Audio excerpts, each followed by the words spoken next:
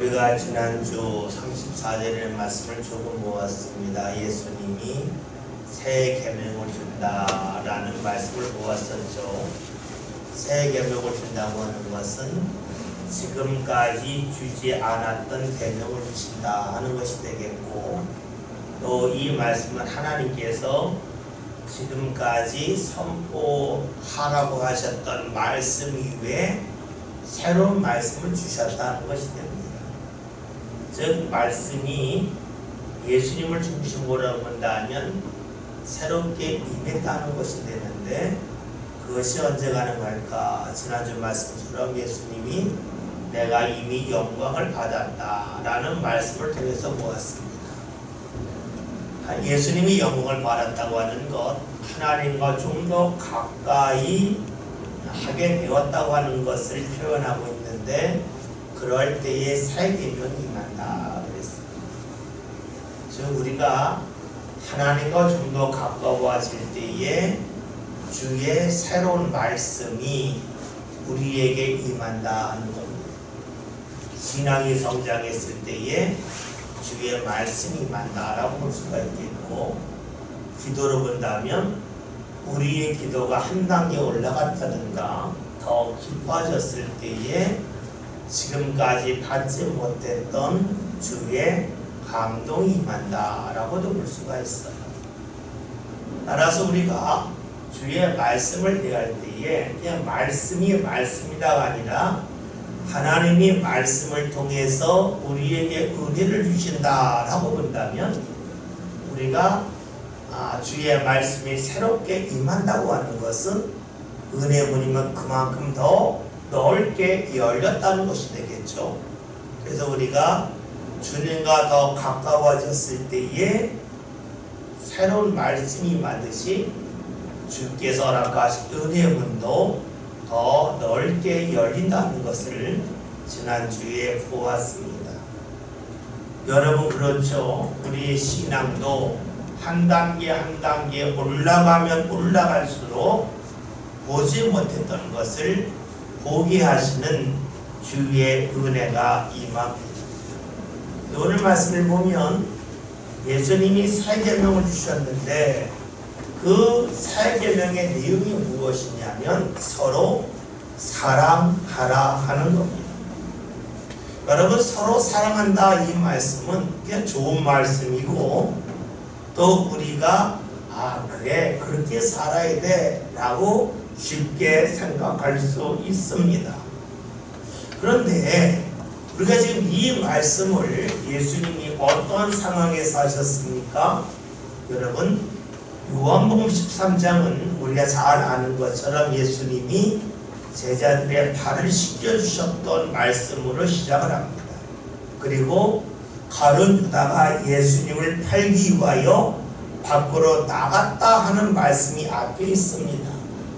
여러분, 이쯤 되면 예수를 팔 유다가 있고 그 유다가 팔기 예수를 팔기 나갔다면 사랑이라는 말씀보다는 정의에 대해서, 죄를 범한 사람이 받을 심판에 대하여 말씀하시는 것이 순리라고 볼 수가 있습니다. 그런데 예수님은 지금 무엇을 말씀하냐면 정의에 대해서, 심판에 대하여 말씀하지 아니하시고 사랑에 대하여 말씀하시는데, 서로 사랑하는 것에 관하여 말씀하고 있습니다. 여러분, 서로 사랑한다는 말씀은 머리로는 이해하기가 쉬운데 이것을 경험하는 것은 상당히 어렵습니다.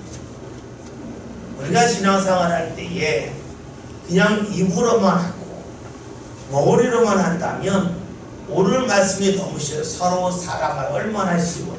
그래 서로 사랑하며 살아야 돼 말할 수 있어요. 그러나 살기는 어려운 거예요. 왜냐하면 서로 사랑한다 그럴 때에, 내가 누구를 사랑할 때에 그것을 받아들이는 대상이 나를 인정해주고 동시에 사랑하면 쉬워요. 내가 누군가를 사랑하는데 그 사람도 나를 사랑한다고 얼마나 쉬워요. 옛말에 줄탁 동시하는 말이 있어요. 무엇을 말하냐면 이 병아리가 알에서 깨어날 때 알을 딱 깨고 나와야 되는데 그 깨지는 그 순간에 어미가 알고 부리로 알을 딱 깬다는 거예요. 이게 동시에 일어난다는 거예요. 그러면 어떻게 될까요? 그 안에 있던 병아리가 나올 때에 자신의 날개 힘과 그리고 어미의 이 부리를 쫓는 것이 동시에 일어난다는 거죠. 만약에 어미가 먼저 깨면 어떻게 될까요? 날개에 힘이 붙지 않았는데 나오기 때문에 날갯을 제대로 못할 것이고, 또 늦게 한다면 너무 어깨에 힘을 많이 날개에 힘을 써서 제대로 날갯을 못할 수밖에 없으니까 동시에 한다는 거예요. 이 말은 원래 그 새에 관하여 닭에 관한 말씀이 아니라 누군가가 무언가 깨달으려고 할 때에 그때 탁 말씀을 준다는 거예요. 성경으로 본다면 누군가에게 구원을 받을 만한 믿음이 있을 주님께서 탁 붙잡으시면 네 믿음을 구원했다. 딱 그것이 동시에 일어난다. 그게 바로 줄탁 동시라는 말이에요.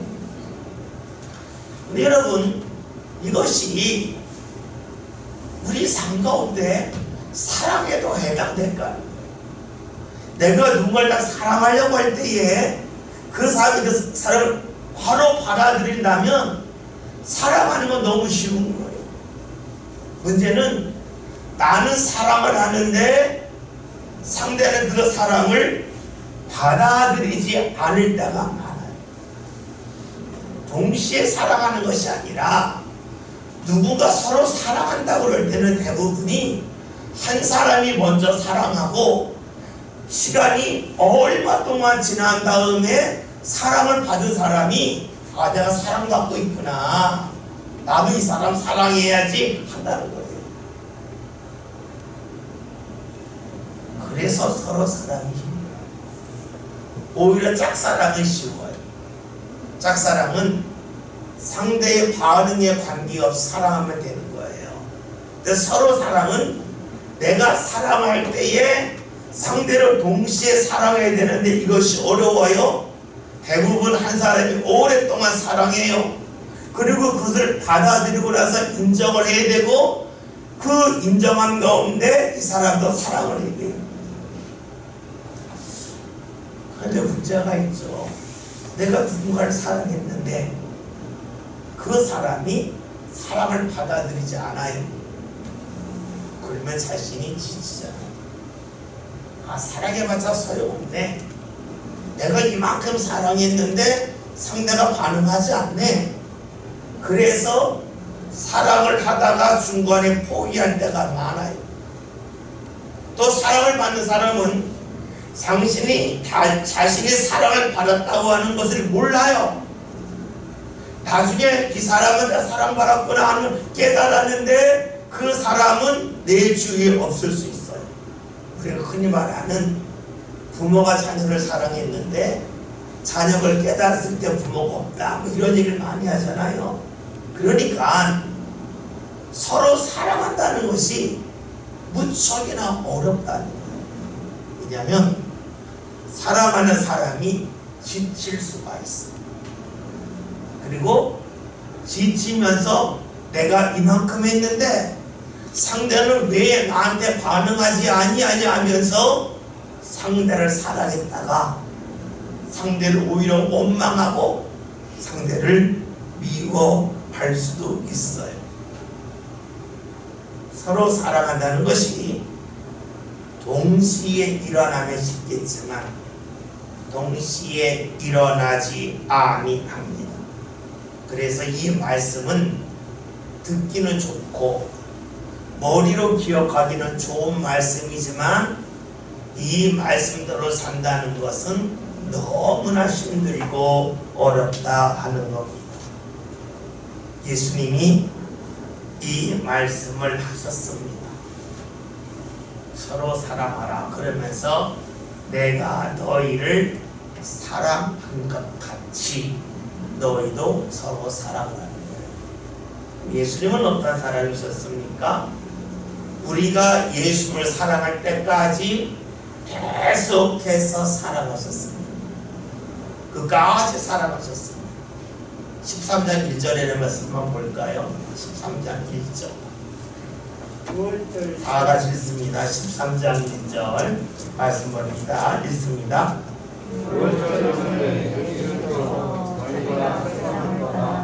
아버지께로 돌아가신 그가 이른 줄 아시고 세상에 있는 자기 사람들을 사랑하시되 끝까지 사랑하시니라. 네. 예수님의 사랑의 특징은 끝까지 한다는 겁니다. 상대가 반응하지 않으니까 난 사랑하지 않겠다 하면 그거는 끝 있는 사랑이고, 끝 없다고 하는 것은 상대가 반응하지 않아도 계속해서 사랑한다는 겁니다. 포기가 없다 하는 것이죠. 예수님이 이런 사랑을 하신 이유가 무엇일까요? 예수님의 사랑은 크게 두 가지로 볼 수가 있는데, 하나는 포기입니다. 또 하나는 희생입니다. 예수님은 하늘의 보좌를 버리시고 포기하시고 비우시고 내려오셨습니다. 포기하십니다. 또 하나는 십자가의 희생입니다. 예수님의 사랑은 어떤 사랑입니까? 희생과 포기가 있습니다. 그러니까 끝까지 사랑할 수 있습니다. 지금 예수님은 제자들에게 너에게 새 계명을 주는데 서로 사랑하라 말씀하시면서 내가 너희를 사랑한 것처럼, 즉 내가 나를 포기하고 내가 나를 희생하는 그 사랑이 있었기에 너희도 나를 사랑할 수 있는 서로 사랑의 관계가 형성되었는데 너희도 그렇게 살아가라고 말씀하고 있습니다. 사랑은 실제로는 계산을 하지 않아야 할 수 있습니다. 계산하는 순간부터 사랑은 깨지게 되어져 있습니다. 그리고 예수님의 사랑의 특징이 뭡니까? 보상을 바라지 않습니다. 그러니까 끝까지 사랑할 수 있습니다. 상대가 잘 되면 좋겠다. 물론 상대가 잘 되는 것은 주의 말씀을 따르는 것이고 주님을 사랑하는 것이지만 어쨌든 주님은 상대가 잘 됐으면 좋겠다는 기대를 갖고 계십니다. 이런 세상은, 이런 사람은 세상에 없습니다. 아무리 부모를 할지라도 자녀에 대한 기대가 있습니다. 그리고 그 기대가 무너졌을 때의 사랑을 끝까지 이어가기가 어렵습니다. 따라서 오늘 말씀에서 예수님이 서로 사랑하라고 하는 말씀은 사람의 힘과 능력으로는 불가능한 말씀입니다. 왜냐하면 우리는 기다리는데 익숙하지 않기 때문이지요. 그래서 우리가 말씀을 보면서 머리로 끄떡이고 또 머리로 해석하려고 하면 우리는 말씀을 놓치고 맙니다. 우리가 오늘 본문에 나와 있는 말씀, 서로 사랑하라는 말씀을 삶 가운데 경험하려면 우리는 고백해야 됩니다. 주님, 제 힘으로 안 됩니다. 주께서 저와 함께 하셔야만 합니다. 그래서 예수 말씀이 서로 사랑하라고 말씀하신 것을 멈추지 않고 내가 너희를 사랑한 것 같이, 즉 내가 함께 해야만 서로 사랑할 수 있다 하는 것을 말씀하신 것이지요. 우리는 예수님이 십자가에 달려 돌아가실 때에 행하셨던 7가지 말씀을 알고 있는데 그 중에 하나가 예수님을 향하여 야유하고 죽이라고 하는 사람들 향하여 기도하신 내용입니다. 그들의 죄가 용서받기 위하여 기도하셨습니다. 무엇입니까? 예수님은 그들을 향한 사랑을 마지막까지 거두지 아니하셨다는 겁니다. 상대들이 야유해도, 상대들이 비난해도, 사랑을 거두지 아니하셨다는 겁니다. 그러기에 예수님의 사랑이 끝이 없기 때문에 어느 순간에 사람들이 이것을 알고 깨달으면 우리는 주님을 사랑할 수 있게 된다는 것을 알 수가 있습니다. 35절의 말씀 함께 봅니다. 너희가 서로 사랑하면 이로써 모든 사람이 너희가 내 제자인 줄 알리라. 아멘. 예수님이 서로 사랑하라 라고 말씀하시면서 그러할 때 너희가 내 제자인 줄 사람들이 알 거라 하셨습니다. 이 서로라고 할 때에 우리가 이 말씀을 구체적으로 볼 필요가 있습니다. 우리가 하나님의 말씀을 대하면서 이 말씀을 내가 붙잡아야지 하면 구체적으로 들어가는 겁니다. 이 말씀을 내가 머리로 알겠다면 구체적으로 들어갈 필요가 없어요. 여러분 그렇잖아요. 여러분의 자녀가 공부 열심히 하겠다. 결심을 해서 공부 열심히 하는 게 아니에요. 결심을 했으면 구체적으로 내가 하루에 몇 시간씩 공부하겠다. 오늘은 여기까지 공부하겠다. 몇 시에 공부하겠다. 구체성이 있어야 공부를 합니다. 성경 읽는 것도 마찬가지죠. 나 성경 읽어야지 결심해서 말씀 읽는 분 거의 없습니다. 누가 읽어요? 내가 자기 전에 읽겠다. 내가 아침에 일어나서 읽겠다. 내가 직장에 가는 그 대중교통 안에서 내가 읽겠다. 그런 사람이 있지 다 읽을게 하는 사람이 있지 않습니다. 내가 주일 열심히 하겠습니다. 그 사람이 열심히 하지 않습니다. 내가 열심히 하기 위해서 목사님만 찾아 묻겠습니다. 아니면 내가 어떤 일 하겠습니다. 이런 사람이 구체적으로 무언가 제시하고 찾는 사람이 열심을 내는 거지 머리로 해서 열심히 내지 않습니다. 서로 사랑한다. 이 말씀이 예수님이 주신 말씀인데 이 말씀을 내가 지키려면 물을 것입니다. 서로가 누구일까 하는 겁니다. 먼저 가족이고 제자들이고 함께하는 성도들이고 또 믿는 사람들이고 주위에 있는 사람들입니다. 이들의 특징이 있습니다. 항상 변한다는 겁니다. 웃을 때 있고 화낼 때 있고 짜증낼 때 있고 분노할 때 있습니다. 나를 이해할 때 있고 나를 오해할 때가 있습니다. 그것이 내가 만나는 대상입니다. 그들이 달라집니다. 또 하나 있죠.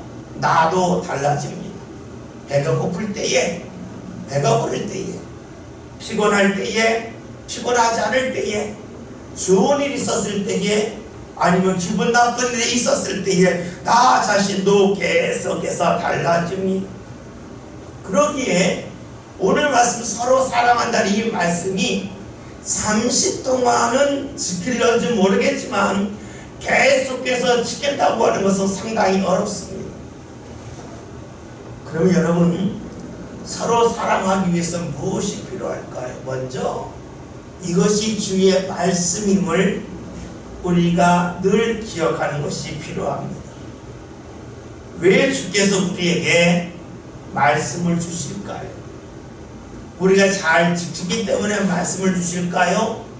잘 지키지 못하기 때문에 말씀을 주실까요? 우리가 일상적으로 알고 있는 것은 우리가 하는 말 중에는 물론 잘했기 때문에 칭찬하는 말도 있지만 잘하지 못하기 때문에 하는 말들이 많습니다. 집안을 깨끗이 잘 정리하는 사람에게 너 집안 정리해라 말하지 않잖아.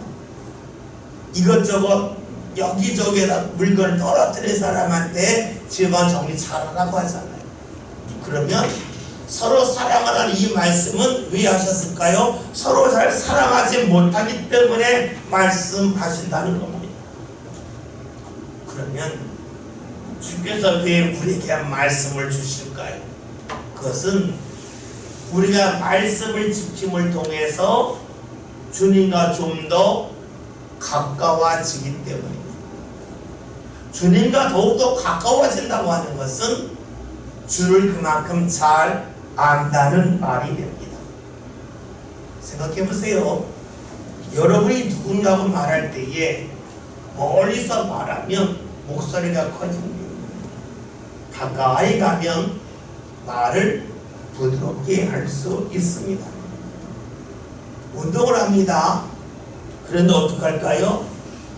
내가 공을 향하여 한 걸음 더 가까이 가면 가까이 갈수록 나에게 공이 올 확률이 높습니다. 공과 멀어지면 멀어질수록 공을 붙잡을 수 있는 가능성이 떨어집니다. 여러분, 사람과의 관계도 그렇죠. 누군가를 가까이 하면 가까이 할수록 그 사람과의 관계가 달라집니다. 하나님의 말씀을 향해서 우리가 한 걸음 가까이 나간다고 하는 것은 무엇을 말할까요? 그것은 말씀을 많이 외웠다는 것이 아닙니다. 말씀을 따르는 부분이 늘어났다는 것. 그것이 바로 주님을 가까이 하는 것입니다. 우리는 신앙생활하면서 주님을 가까이 합시다 하면 많은 성도들이 아멘으로 화답을 합니다. 그런데 그들에게 하나님의 말씀을 가까이 하는 것이 무엇입니까? 라고 물으면 대부분 답을 하지 못합니다. 왜냐하면 우리가 신앙생활을 머리로 하는데 익숙하지 삶으로 하는데 익숙하지 못하기 때문입니다. 말씀을 가까이 한다고 하는 것은 말씀을 순종하는 부분이 늘어났다는 겁니다. 우리가 예수님을 일컬을 때에 말씀으로 오신 분이라고 고백을 합니다. 그렇다면 우리가 말씀을 지킨다고 하는 것은 말씀으로 오신 주님을 그만큼 많이 만났다는 것이고 가까이 했다는 것이 됩니다. 그것은 말씀을 지킴을 통해서 주님을 가까이 함을 통해서 주님의 마음과 뜻을 알게 된다는 것이고 풍성히 은혜를 받을 수 있다는 겁니다. 사람도 그렇잖아요. 멀리서 보면 그 사람의 윤곽을 알아요. 얼굴의 윤곽을 알아요. 그러나 가까이 가면 가까이 갈수록 그 사람의 눈빛이 어떠한지를 볼 수가 있고 아주 가까이 하면 그 사람의 피부가 어떤지를 알 수가 있고 그 사람의 떨림이 언제 있는지도 알 수가 있습니다. 우리가 그렇잖아요. 이 종이를 앞에 두고 말을 하면 이 소리에 따라서 종이가 떨리잖아요. 왜 종이가 멀리 있으면은 소리 지르는 것 때문에 종이가 안 떨리잖아요. 가까이 가면 가까이 갈수록 떨림을 할 수 있는 거예요.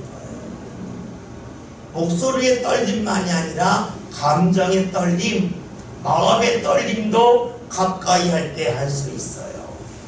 다시 말하면 우리가 주의 말씀을 자꾸 지킴을 통해서 하나님의 떨림, 하나님의 마음, 또 다른 말로 하면 하나님의 세심한 뜻을 우리가 느낄 수 있게 된다는 거예요.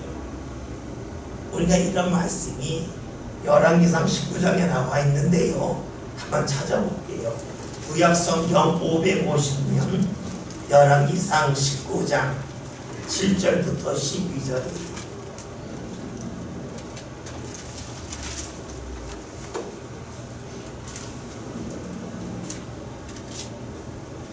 열왕기상 19장 7절부터 12절. 여러분 아시겠지만 열왕기상 18장에서는 엘리야가 갈멜산에 기도하는 가운데 하늘에서 불이 내리고 그 다음에 비가 내리죠. 그리고 나서 이제 바알 선지자를 죽이잖아요. 그랬더니 이세벨이 엘리야를 죽이겠다고 그러니까 엘리야가 지쳐서 쓰러져 있습니다. 그러다가 잠을 자고 천사가 먹을 걸 주고 그런 내용인데 7절에 있는 말씀 다 같이 함께 보면 말씀 봅니다. 여호와의 천사가 또 다시 와서 어루만지며 이르되 일어나 먹으라 내가 다르게 다 하지 못할까 하노라 하느니라. 아멘. 지금 천사가 엘리야를 어루만지면서 먹을 걸 주면서 야 이거 먹고 네가 가야 할 길 가지 않겠냐라고 말합니다. 그래서 어떡하냐? 8절에는 말씀 봅니다.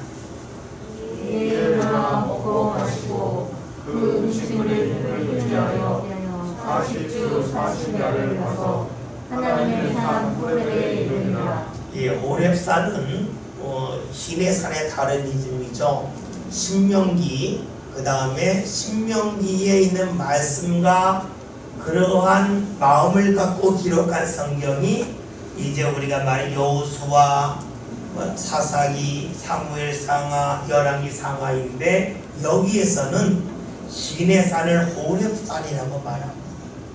출애굽기에는 시내산이라고 나오는데 신명기, 여호수아, 사사기, 사무엘상하, 열왕기상하 여기에서는 시내산이라고 표현하지 않고 호렙산이라고 표현하는데 지금 하나님의 산 그것을 아마 40일을 가죠. 그 다음에는 말씀 봅니다. 9절에는 말씀 함께 봅니다. 엘리야가 그곳에 들어가 거기서 머물더니 여호와의 말씀이 그에게 임하여 이르시되 엘리야야 네가 어찌하여 여기 있느냐. 아멘. 지금 엘리야가 40일 동안 걸어서 호렙산에 갔더니 하나님의 말씀이 그에게 들렸습니다. 그 다음에 어떤 말씀이 임할까요? 10절 11절 함께 봅니다.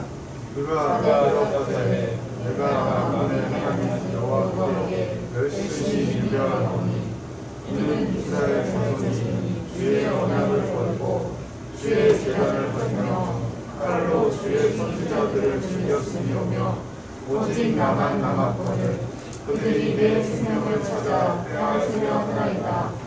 여호와께서 이르시되 너는 나가서 여호와 앞에서 산에서 하시더니 여호와께서 지나가시는데 여호와 앞에 크고 강한 바람이 산을 가르고 바위를 부수나 바람 가운데 여호와께서 계시지 아니하며 바람 후에 지진이 있으나 지진 가운데에도 여호와께서 계시지 아니하며. 아멘. 말씀을 보면 엘리야가 하나님의 말씀을 듣고 자신의 사정을 이야기했는데 주께서 안 나타나시는 거예요.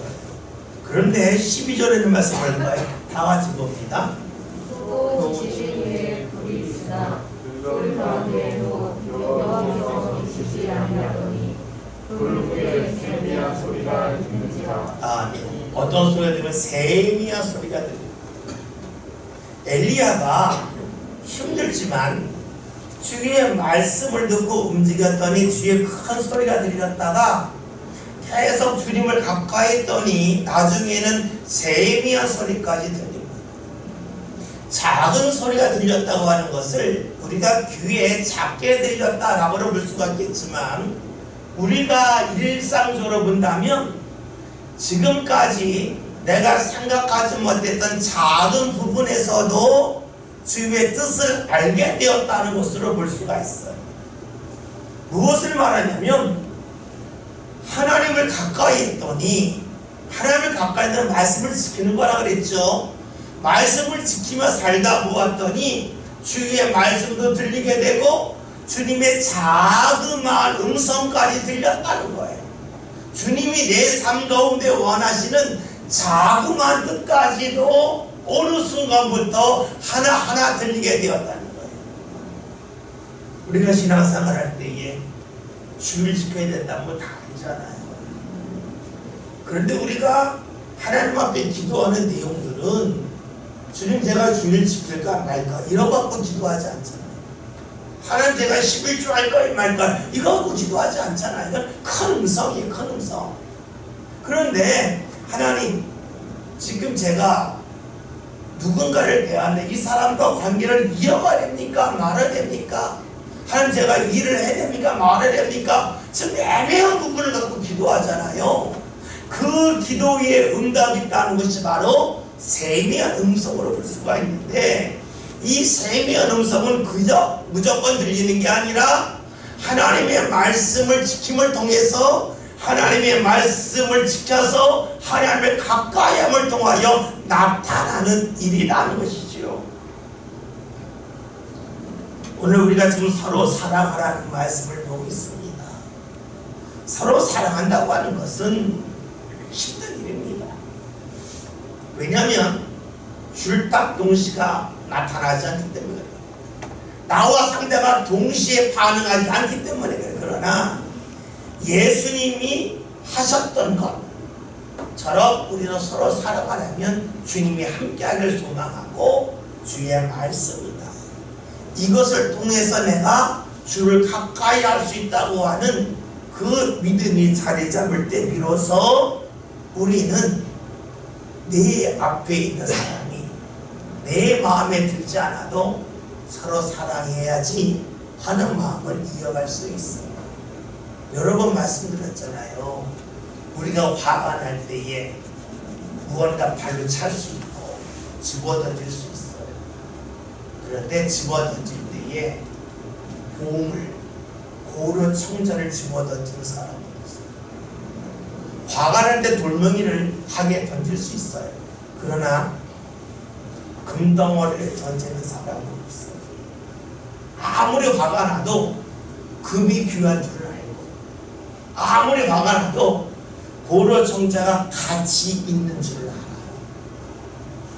마찬가지로 내가 주의 말씀이 가치가 있고 주의 말씀 가운데 거할 때에 하나님의 마음과 뜻을 알아서 내 삶 가운데 풍요로운 은혜가 임한다는 것을 삶 가운데 기억하고 있다면 상대가 마음에 들지 않는다 할지라도 사랑하려고 시도할 수 있다는 겁니다. 사랑하려면 또 하나 필요한 것이 있죠. 주님이 하신 일을 떠올려야 합니다. 보세요. 내가 누군가를 사랑할 때에 그 사람이 반응하면 사랑하는 것은 쉬워요.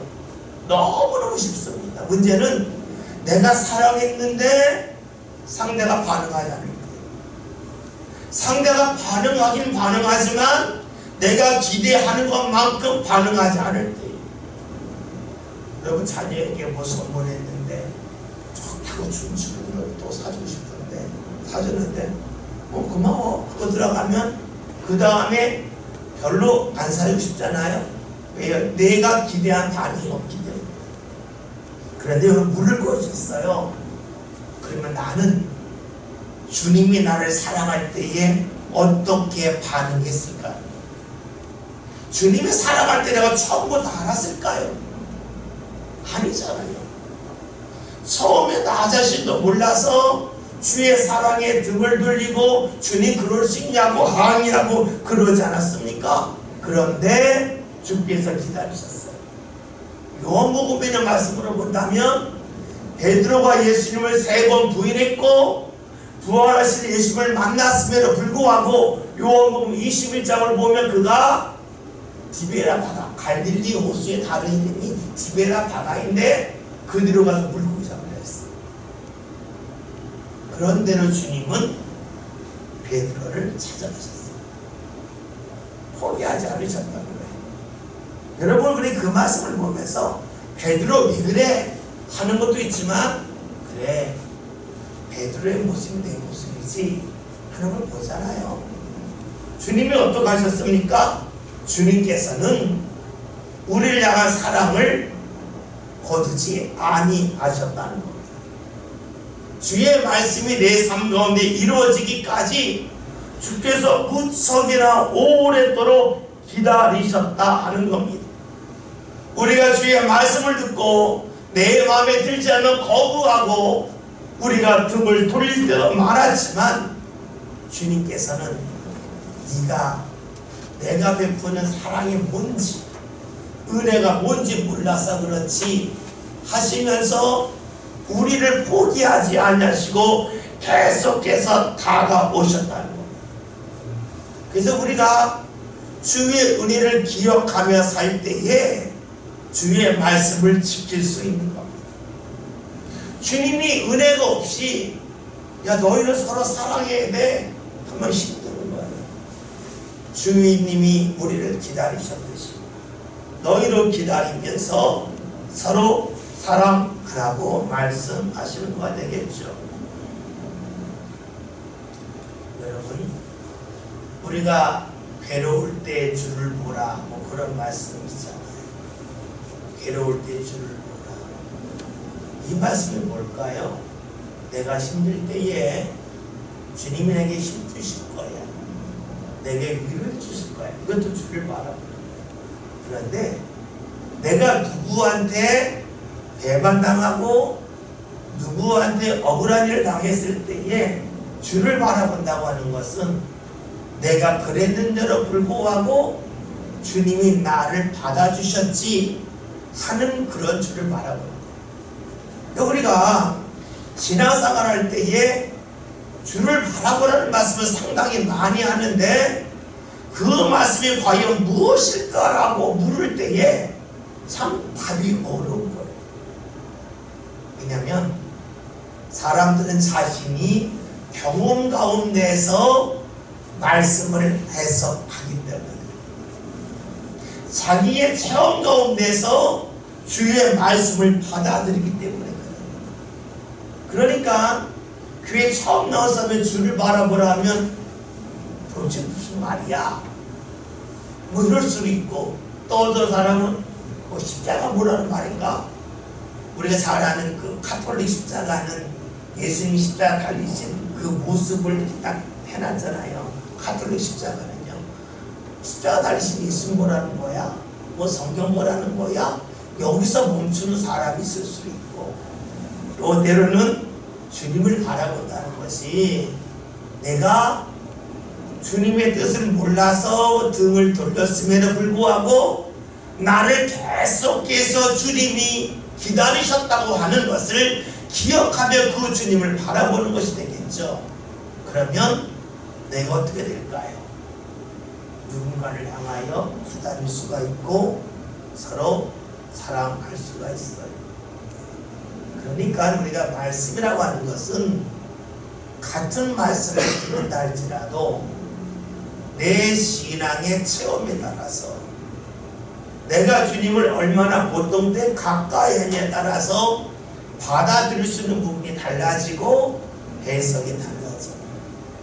그렇게 성경에서는 있는 자는 무릇 더 있게 되고 없는 자는 있는 것마저 빼앗겨라는 말씀이 나오는 거예요. 왜냐하면 말씀을 들었을 때에 없는 사람들은 뭐 주를 바라보면 뭐가 좋아 뭐가 생겨 하면서 포기하는 사람이 있고 어떤 사람은 그래 내가 주님에게 계속해서 등을 돌렸지만 그러한 나를 계속해서 주님 기다려주셨는데 그리고 주님처럼 내가 기다릴 때에 주께서 이 말씀을 통하여 내 삶 가운데 은혜 주시는데 하면서 말씀 붙잡는 사람이 있겠죠. 그래서 우리에게 주님에 대한 체험이 중요해요. 그리고 그 체험을 통해서 우리 삶 가운데 필요한 것은 늘 감사하는 마음이 자리를 잡으면 그 다음에는 해석할 부분이 보여요. 원망하면 원망할 부분을 해석하고 감사하면 감사할 부분으로 해석이 돼요. 36절 다 같이 보면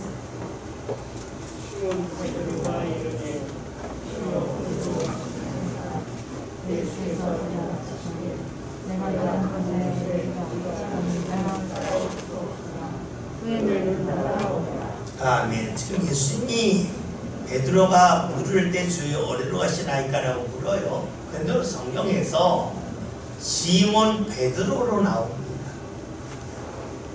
우리가 잘 알고 있듯이 시몬은 그의 부모가 지어준 이름이에요. 시몬이라는 이름이 이제 구약에서 시므온이 되죠. 그래서 우리가 야곱의 12아들 중 첫째가 루벤이고 둘째가 시므온이고 셋째가 레위고 네 번째가 레위잖아요. 루벤은 뭐라 아들입니다. 이 벤이라는 말이 아들이라는 말이거든요. 시므온은 들었다는 말이에요. 레위가 뭡니까? 같이 하나가 되었다 하는 뜻이고 유다라는 말이 주님을 찬양한다는 뜻인데 그 시므온이 신약에 오면 시몬이 돼요. 이 시몬이라는 들었다는 말이고 들었다고 하는 말은 주의 말씀을 잘 듣는다는 뜻도 있지만 사람의 말에 따라서 이리저리 흔들린다는 뜻도 돼요. 그래서 시몬 베드로라고 하는 것은 부모님이 줘준 이름과 더불어 예수님이 그에게 줘준 이름 베드로, 이것을 예수님 시대에 사용했던 아람어로는 게바죠. 베드로라고 하는 말은 헬라 그리스 말이고, 그렇죠. 그래서 우리가 이제 이런 단어가 영어로 보면 피터가 되고, 그렇죠. 이런 식으로 계속 같은 말인데 언어가 좀 달라져요. 그런데 오늘 말씀에 시몬 베드로라고 했어요. 뭐예요? 부모가 져준 이름과 주님이 준 이름이 같이 공존하는 거예요. 예수를 만나기 전에 시몬의 모습과 예수를 만난 이후에 베드로의 모습이 공존하고 있습니다. 예수님을 믿지만 과거의 시몬의 모습이 남아있다는 거예요. 오늘 사실 우리들도 그러합니다. 우리가 예수를 믿고 있지만 신앙의 사람으로만 온전히 사는 것이 아니라 주님을 만나기 전에 우리의 삶 가운데 있었던 수많은 삶의 뿌리들이 아직도 남아있어서 그런 모습을 따라갈 때가 적지 아니합니다. 생각해 보세요. 우리가 과거의 습관이 언제 나옵니까? 급할 때 나오죠. 급하면 과거의 습관이 나와요. 급하지 않고 차분하면 과거의 습관대로 움직이지 않고 새롭게 움직이는데, 급하면 과거의 습관이 나옵니다. 또 하나 언제 바쁠 때죠. 바쁘다 보면 과거의 습관이 나옵니다. 긴장이 풀어졌을 때입니다. 우리가 이렇게 보면 예수님이 왜 깨어 기도하라고 하는지를 알 수가 있어요. 우리가 바쁘거나 급하거나 또 때로는 신경을 쓰지 않는다면 나도 모르게 시몬의 모습이 나와요. 과거의 모습이 나와요. 그런데 우리가 깨어있다고 하는 것은 내가 지금 시몬이 아니라 베드로라고 하는 걸 아는 거예요. 그것이 바로 주님이 하신 말씀 깨어있으라는 말이에요. 이 깨어있고 기도할 때 우리의 모습이 뭡니까? 시몬의 모습이 아닌 베드로의 모습을 이어갈 수 있는 거예요.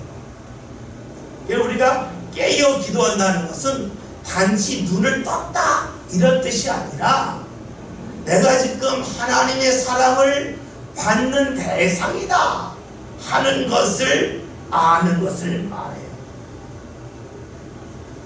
시몬 베드로이지만 시몬보다 베드로로 사는 거예요. 부모가 지어준 이름이 아니라 예수님이 준 이름으로 사는 거예요. 그러니까 우리가 깨어 기도한다. 저도 이제 목회를 하다 보면 이 말씀 많이 하는 게요. 기도한다. 참 말씀이 딱 뭐라 할까 명확하게 설명이 잘 안 되더라고요. 근데 오늘 말씀을 주면 이거구나. 시몬처럼 사는, 거기서 깨어나서 베드로 가는 거다. 그것이 바로 깨어있는 것인데, 그 깨어있음은 기도함을 통해서 내가 신앙의 사람이지, 주님이 날 붙잡고 계시지. 그럴 때 우리가 깨어있다고 볼 수가 있겠죠. 오늘 말씀을 본 베드로가 궁금해요. 주님 어디로 가십니까? 예수님의 말씀이 참 신기하지 않아요? 한번 볼까요? 예수께서 대답하시겠습니다. 예수께서 내가 가는 곳에 네가 지금 따라올 수 없으나 때는 따라오랴. 네. 이 말씀을 듣는 베드로가 얼마나 황당했겠어요.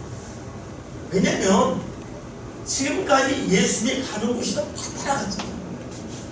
근데 주님이 하신 말씀이 지금은 따라올 수 없는데 앞으로 따라온다. 이게 이해할 수 없는 말씀이에요. 왜 지금까지 예수님이 산에 올라갈 때에 베드로가 안 올라갔다면 말씀이 이해가 돼요.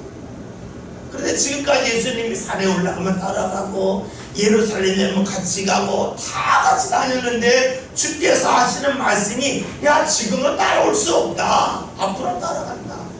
그러면 우리는 생각할 때 내가 체력이 더 좋아져서 예수님보다 발걸음이 빨라져서 따라갈 수 있는가?